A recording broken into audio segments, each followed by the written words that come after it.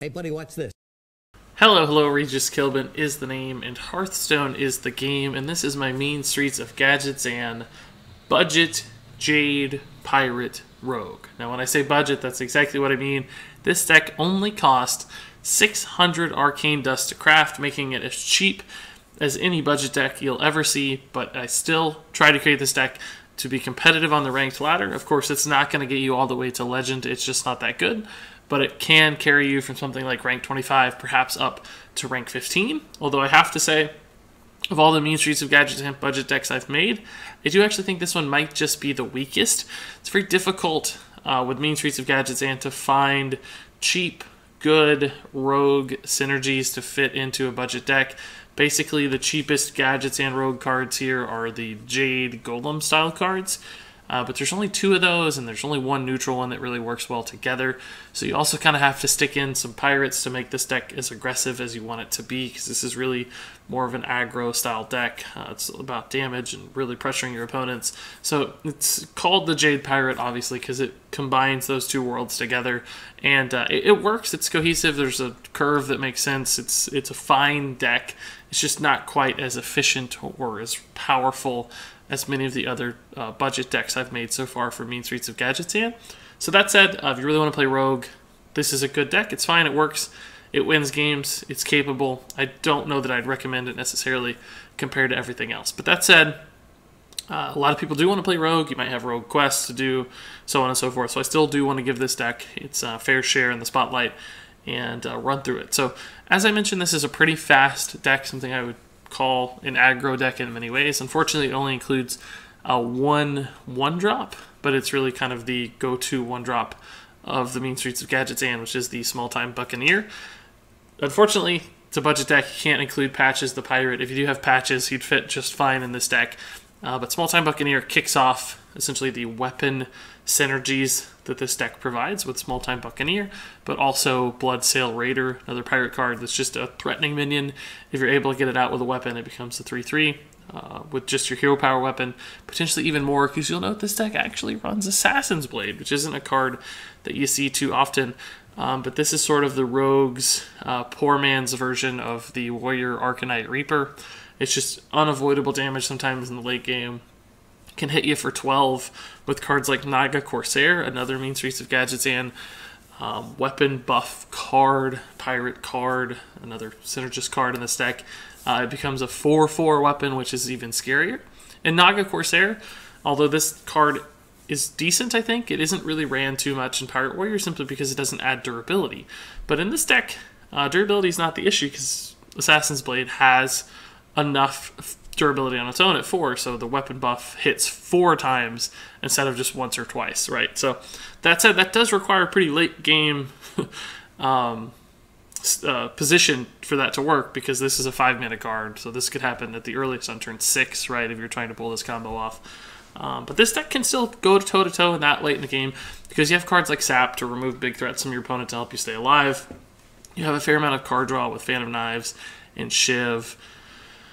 So there's ways to survive to that point in the game and still contest, and there's enough actually burst damage in this deck with Reckless Rocketeer, even your Wolf Riders, and of course your Assassin's Blade that you're buffing, that you can still find wins that late in the game. So sort of an aggro deck, almost a mid-range deck in some ways, but not really. Just because there's late game answers doesn't mean it's a mid-range deck. It's really all about being aggressive, pressuring your opponents with damage, and then finishing them off, but still having some modicum of control over the board in the meantime. So of course there's also the Jade Spirit decks, Jade Spirit or Jade Golem cards, excuse me, Jade Spirit, Jade Swarmer, and Jade Shuriken. You'll note that there's only 6 of these in total, so the biggest Jade Golem you're going to get is a 6/6, but still, sometimes that mitigates a bad draw in the mid to late game. If you get to turn 7 and you draw Jade Swarmer, normally a 2-drop is pretty bad on turn 7, but if it's a 2-drop that happens to summon you a 4/4 or 5/5 eventually after it dies, that becomes much, much better. Same with Jade Shuriken, right? Like 2 damage on turn 7 probably isn't all that significant, but if it summons you a 4/4, hey, that's not so bad. So these cards do help kind of mitigate some of that risk of this deck running out of steam in the mid to late game, which is nice, while still having a significant impact in the early game as well, because 2 damage on turn 2, of course, is often much, much better. So between Backstab, Jade Shuriken, Shiv, Fan and Knives, there's actually ways to address your opponent's side of the board while still developing your own minions and your own threats in the mid to late game. So I think that sums up the deck fairly well. I think you have to see it in action to really understand how well it works. So that said, let's go ahead and take it out onto the ladder to see how it works. Of course, though, I'm not actually going to take it out onto the ladder because I think rank 5 is far too high for this deck to succeed. As I mentioned, it's designed for ranks something like 25 to 15, maybe just a little bit higher if you're really patient and persistent. So we're going to take it out onto casual instead. I think that will give us a better estimation of what the deck is all about, instead of getting stomped by really, really good opponents in high-tier decks. At the higher ranks, I'd rather see this deck in a fairer situation. So as we play, we'll try to learn about the mulligan, some early lines of play, gameplay decisions, all that fun stuff to make sure you know how to play the deck and understand exactly what it's designed to do. Alright, so Mage is up first. It's very hard to say what kind of Mage this is going to be. Reno is the most popular variant of Mage right now on the ladder, but Tempo is possible too. You might be doing quests in casual mode. It's really hard to say. As far as the mulligan's concerned, Small Time Buccaneer is always a good go to keep because it's your only 1-drop. Just make sure you get off to a fast start. It's a threat your opponents often get really scared by as well, just because it's so nasty in traditional play on the ladder. And they may really go out of their way to kill it, even though in our deck it's the threat, but not like insane, right? It's not what we're all about, so it can be a sort of a nice feint or a nice trick in many ways. As far as the rest of our hand is concerned, it's not ideal. Backstab is always good to have against aggressive decks, but I have a feeling we're going to be playing a bit of a slower opponent, so I don't think Backstab's going to be very helpful right now. Same can be said with Shiv. This is a card you typically want to see later in the game when you've got spare mana. You're just looking to draw a card, refill your hand, perhaps pick something off of your opponents. So not the best turn 2 play, particularly when we know we're going to want to weapon with our Small Time Buccaneer. So. And Assassin's Blade, of course, is just too slow. In many ways, this card is just too slow in general because it takes a long time for the damage to come out. It's an expensive card, and that's why you don't see it played a ton traditionally in Rogue. But, you know, it's a free card, which is really good for budget decks, and it's just raw damage, which is good for this deck too. So it's able to find a home here, even if it doesn't usually. I'm not even sure this guy's in the game. It seems like he might be AFK. Or at the very least trolling us for a win. I don't know. We're going to sit it out, though. We're going to try. Any win is a win. I'll take it. Sometimes just queuing up and playing and paying attention. Yeah, nets you wins. So, shoot. We'll take the gold. That's 3 gold. So, 1-0. He's just so intimidated by Rogue. He gave up. I wasn't really looking forward to playing Mage anyway. I'm not going to lie. It seems like it could be a pretty tough opponent just because they have so much efficient removal. Hunter is going to be an interesting matchup. Again, don't really know what we're going to see here. Hunter has not been particularly prominent lately. Jade Stormer's solid start, though. We definitely want a 1-drop, but I'm not willing to hard mulligan for it since we only have 1. We're unlikely to hit that, and we risk... If we mulligan everything and don't keep the 2, we basically risk landing, like, both of our blades and, you know, a Reckless Rocketeer in our opening hand, which would just be fatal to our chances. So keep the sort of safe out here. It looks like he's off to a fairly slow start anyway, so this is a fine play. You know, there's kind of 2 lines here. There's the pirate line, pirate/weapon line, and the Jade line in this deck. So, you know, if you see stuff like this and this in the mulligan, sometimes you can keep both, just because you know your Jade Spirit's going to be a little better, because you've already gotten the Jade Swarmer out, and we happen to have 3 Jade cards at once, so it's going to work out really nicely for us. Yeah, we'll just play this down, and we're going to actually make this trade just to kick off the Jade shenanigans and hopefully set up a trade in the future. So the Jade Shuriken here could work really nicely to kill this. I think Huffer would have actually been my most favorable thing, because we could have just killed it outright. Oh, I didn't even see that card. I clicked through it accidentally. Unleash the Hounds already. Okay. Surprisingly annoying to deal with. Yeah, we'll just weapon and Jade Shuriken. It's totally fine. We'll do it this way to minimize the amount of damage we take. And I'm going to go ahead and kill that off. There's really no advantage to keeping it unsheathed. I want the minion out, and we can play the Shuriken, or the Spirit here to get a 3/3 out. So it's a decent turn 4 for us. It's basically a 5/6 in stats for 4 mana, which is pretty good. 8 it buffs our next Jade Golem too. I think that's actually just worth sapping, right? Because we can play the Wolf Rider to play on curve here, and we know he already unleashed the Hound, so it's not likely he has a really efficient kill for this. Even if he does, like an Unleash the Hound on a 3/1 and a 2/2 is not particularly exciting. So this just gives us the board back. It's kind of annoying to deal with. Does some damage, and we plays on curve. We can still Jade Spirit like sap or Jade Spirit weapon up next turn too. Put ourselves in a really nice spot. The Gnomish Inventor is going to be nice for card draw after we sort of blow our hand here. Doesn't really answer our board that well. It's not obviously Explosive Trap, or he wouldn't have made that trade. It's probably just Freezing Trap. I think we'll just play this. I really don't mind this getting frozen. It's fine. We could have frozen a charge minion, but then if I play the 3-mana card, I can't do much else this turn, so I want to be able to play the 4-mana card. Unfortunately, the way this works, right, it doesn't come out as a 4/4. It's always a 2/2. So I don't know if we'll play this or not, but it's fine. We have a 7-mana play here.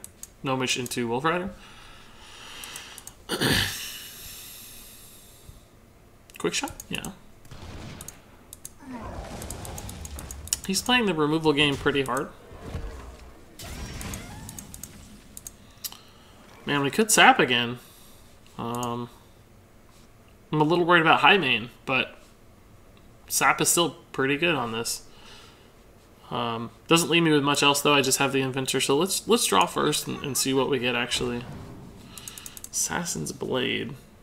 We could just Wolf Rider into this and kill one of them, leave him with a 1/1, but then he could kill my Gnomish Inventor and we lose the board a fair bit. The problem, of course, with sapping this is that the next thing that comes down, I have to deal with, and I don't know that I'll be able to. I might need to save this for a Taunted Houndmaster type card that I can push through for lethal. So I think the play I'm going to make instead of trading is actually just going face. We have a lot of damage in hand with this, and we can get through a taunt with the sap. So let's just pressure him to use that weapon, hit himself, and start looking for a way to win the game instead of not lose the game, right? So Houndmaster trade into the Gnomish Inventor would be pretty good here. Hoping he doesn't have that just yet. Second Unleash. There it is, yeah, so that's exactly what he had. So we can sap this now that we know the Houndmaster's gone. And just play the Assassin's Blade and go face. We engaged in a race there, though, that's going to be very hard to win.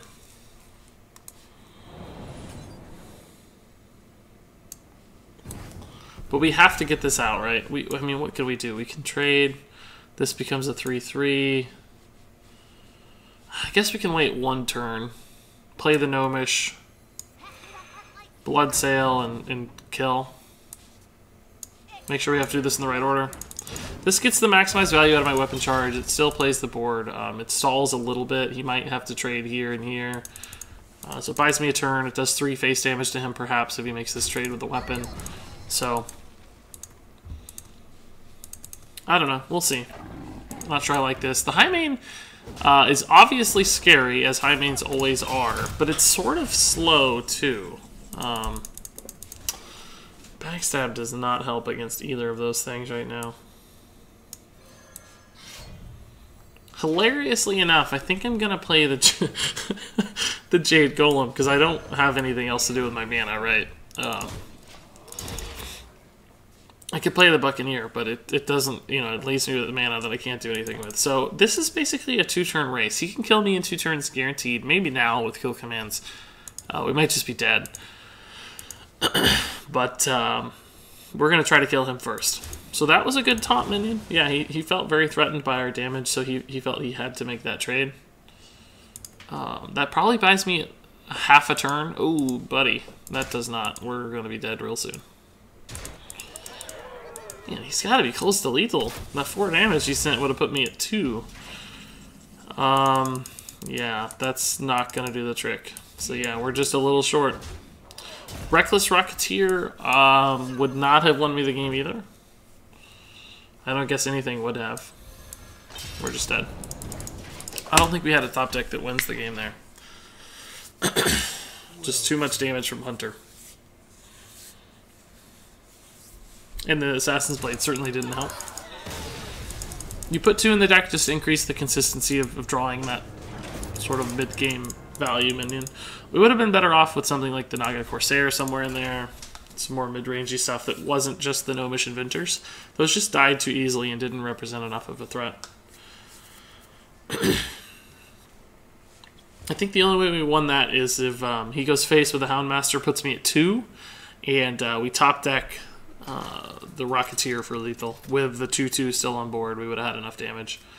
But he made the right line and made a bet that we didn't have damage, and he was right. So this is Warlock. Probably Reno. We don't know, though. It could be Zoo. Who knows? It's casual modes. It's hard to say. Backstab's still a good card to keep. Small Time Buccaneer's the ultimate mulligan draw, so happy with this hand pretty well.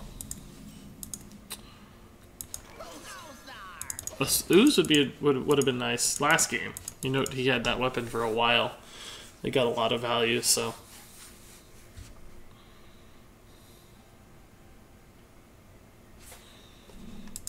So, I mean, weapon up here looks like the play, unless he kills this somehow.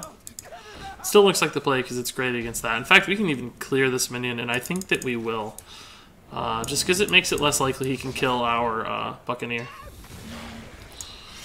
Because, you know, that signals Zoo, and Zoo typically needs a minion on the board to accomplish things. So this probably gets to live another turn.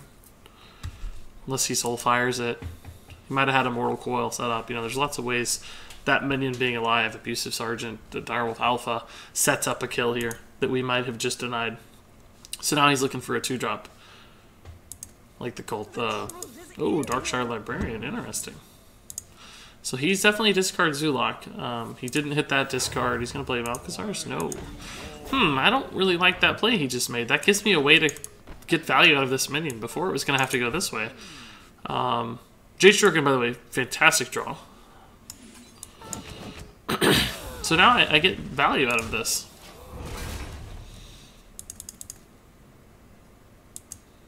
Did I? Oh, it's combo summon a Jade Golem. Oh, I was like, wait a minute, why didn't we summon the minion? But we couldn't. We had to kill that. So it's not like anything we could do there. Just how it works. Yeah, we have to play the Naga here, and I think we'll just go ahead and kill this, right? We have to do it in this order. Be mindful we're on 1 charge, so to effectively kill that. There was a chance we didn't have to kill that, right? Because this is a 5-attack minion that threatens it. But like I said with Zoo, you're just better off clearing their board if you can.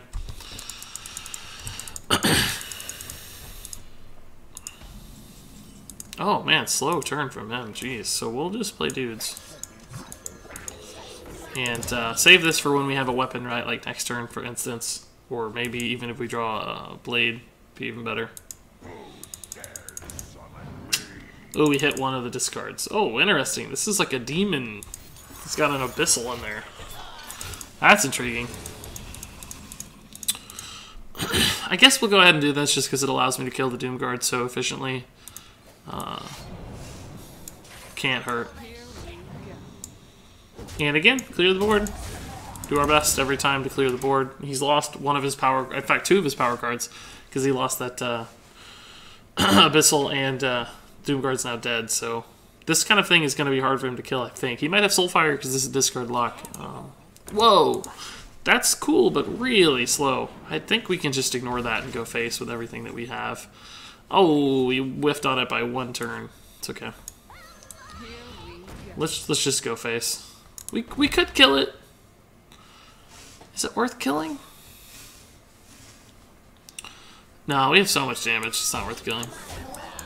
This shuts out life tap as a thing for him too. This is a 2-turn kill now, assuming no minions survive. And we have minions. This particularly is likely to leave a minion behind, so. You could have a board clear where he like trades into this with a 6/6, but that can't feel very good.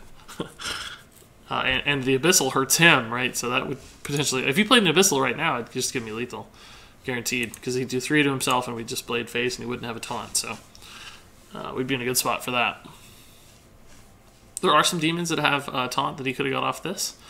He might also have like Defender Vargas, who knows? He is. He's gonna look like he's gonna trade him board clear. That means he's just dead. Oh yeah, he's just dead. Exactly what we said happened. We had it anyway, actually, with the weapon up from our... We had it 3 ways to Sunday there. Nice. Cool, so we got off a fast start, made good plays, and won the game. That's what happens. That's how it works. So let's play at least one more, since we got that one mage game that didn't really count.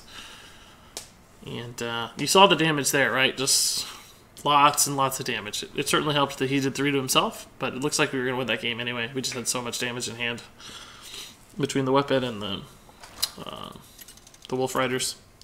But I think that actually showcased how good the Nagas are. Even when they didn't hit the Assassin's Blade, like they're just strong on the hero power. 2 is so much better than 1, right? Alright, so even though this is a 3-drop, we're going to look for something a little more high value. That's something I like to find later in the game.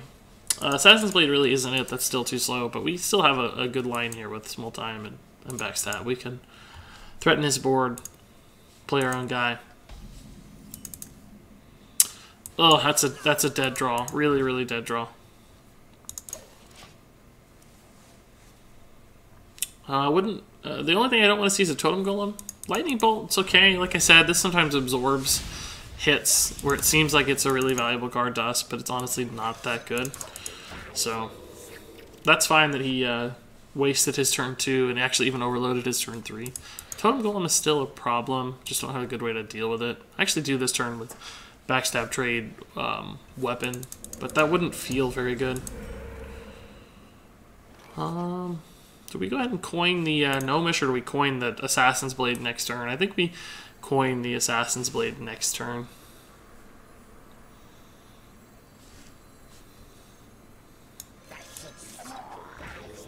Do I want to do this, or do I just want to... I think I just do that. I don't really care about these 1/1s. I want the Jade Golems coming out, in case it matters. Next turn I can coin Assassin's Blade backstab to kill something with 5 health, or this is fine. We can clear this board pretty nicely, in fact. An ooze would certainly suck, but wouldn't be my least favorite thing in the world. I'm not playing around a board clear or anything, so we'll just, again, kill our Death Rattle guy to get the golems out. It's fine. I wanted to play the weapon as soon as possible since I do have 2. Gotta get value out of this. He might, like, Lightning Storm, because he's on 3 mana and there's 2 guys out. It's like in Feral Spirits. Well, our weapon's getting insane value here. Sure. This is fine. It's not actually that good though, is it? Let's just Gnomish and clear. I could do this instead.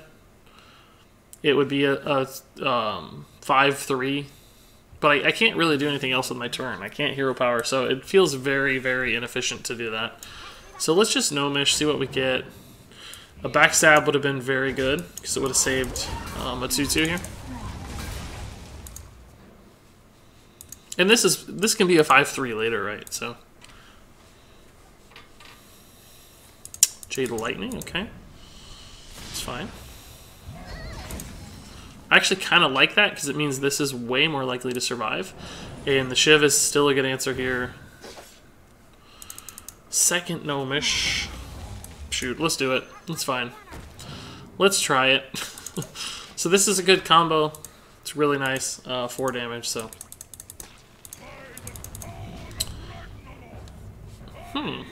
That is not a card you see every day, I gotta be honest with you. This is a decent little clear, I guess. Could also go weapon, backstab weapon. Actually just maybe this and Shuriken is probably better.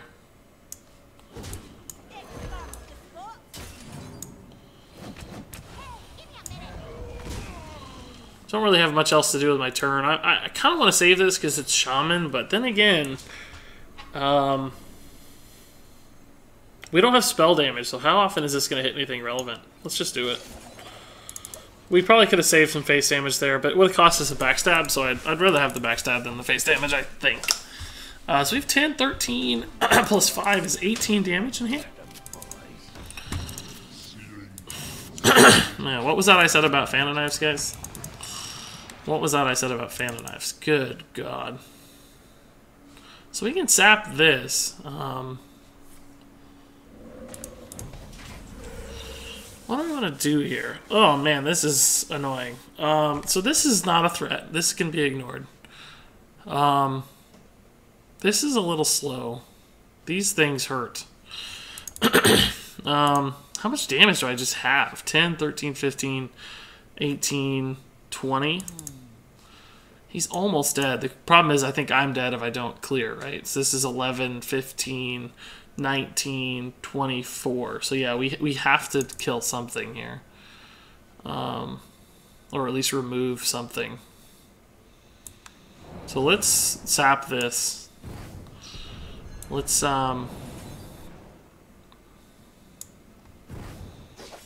kill this.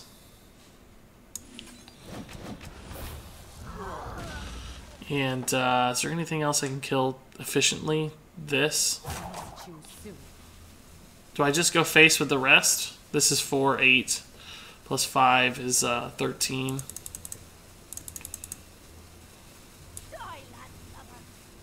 Yeah, let's do it. Let's just engage in a race here. We'll weapon up in case it matters. I'm probably gonna Assassin's Blade, but I might want to Reckless and need that extra damage, so who knows? This is I made a ballsy call here, but that was how do you beat that turn, right? That's not good usually. Yeah, that's not good. That gives him too many easy kills. His board is full though, so, and he's trading. But unfortunately I'm dead unless I find lethal now.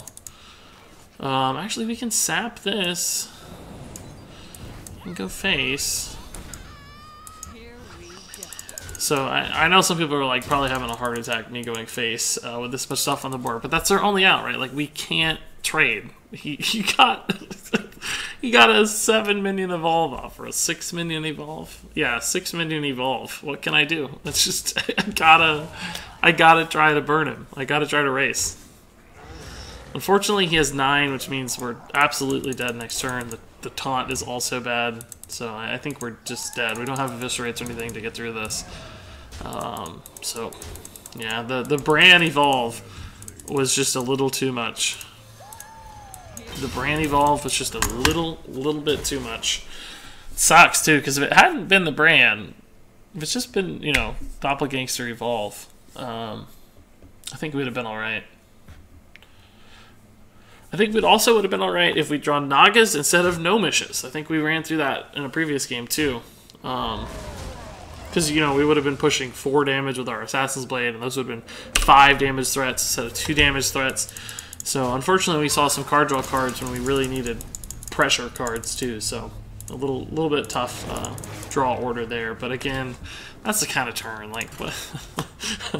He's playing a sort of gimmick deck, although it's not bad, honestly, on the ladder either. And we hit the gimmick really hard.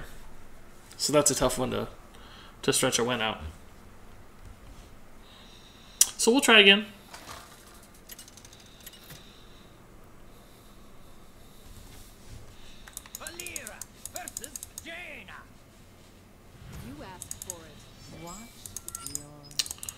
Okay, Mage again, we don't really know, but I don't want any of this stuff. The Jade Shuriken's just too risky on 2 without the combo. This hand's pretty awful though. Bloodsail is playable on 2, but it's probably more of a 3-drop in this particular hand because we want a weapon on 2, I think. Yeah, we'll just weapon. He got off to a slow start, so... Well, perhaps. There's just no mana worm or anything, right? So... I feel like I can take my time a little bit. Since we don't have a good 3-drop anyway. This is a 3-mana play, but not an ideal 3-drop. Because, you know, it just dies to the hero power. So this is good with backstab. We're fine. I'm holding the weapon for the Naga. He may, I mean, he can frostbolt this. It may live through the turn, though. There's a chance it lives through the turn. Yeah, it's going to. Nice. Looks like he might have an arcane blast. Not sure. Regardless, even though we don't need the weapon buff to kill that, we're just playing this because it's a giant minion. It's really, really good. If he commits to the arcane blast here, this is going to be tough for him to kill, I think. We can Assassin's Blade next turn. He hasn't shown a proclivity to try to remove this. Whoa, that was not what I expected to see. Cthulhu Mage, cool. I like it. I like it a lot. That's awesome. So we could Shiv that, right? Shiv doesn't often get a lot of value like this. It's a little slow. If I Shiv, I can also Wolf Rider. It commits him to a ping on turn 5. Probably. He might have some other answer, but it's damage, and if it commits him to a ping on 5, it really kills his momentum, and it means he probably can't deal with the Naga Corsair because he can't, like, Fireball ping. Flamewaker is a free ping, though, so... Oh, whoa, whoa. That's not a play you usually... Oh, here we go. He must have a way to kill this. No, just mirror images. Well, I'm glad this lived. Fan weapon allows me to kill one of these, but sure doesn't feel like a very compelling play. Really need a way to deal with this, but I don't have one right now. Fan into nothing allows me to... Fan into fan allows me to kill that. But that's it. That's super unlikely. I think we're better off just going for the value play with Assassin's Blade and the Small-Time Buccaneer. It's going to die, almost assuredly.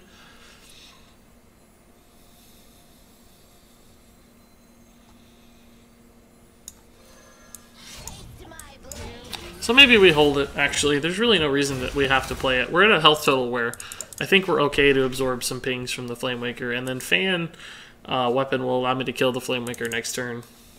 And then I can play some minions when I think they're more likely to survive. I think I would have Frostbolted face there. Assuming I had another way to kill the minion, but maybe he didn't. It's not a great draw, but the Fan here is actually great because the Divine Shield and that sets up the kill here. We actually hit the Fan into Fan. Oh my god. I didn't think it was possible, but we actually hit it. That's so funny.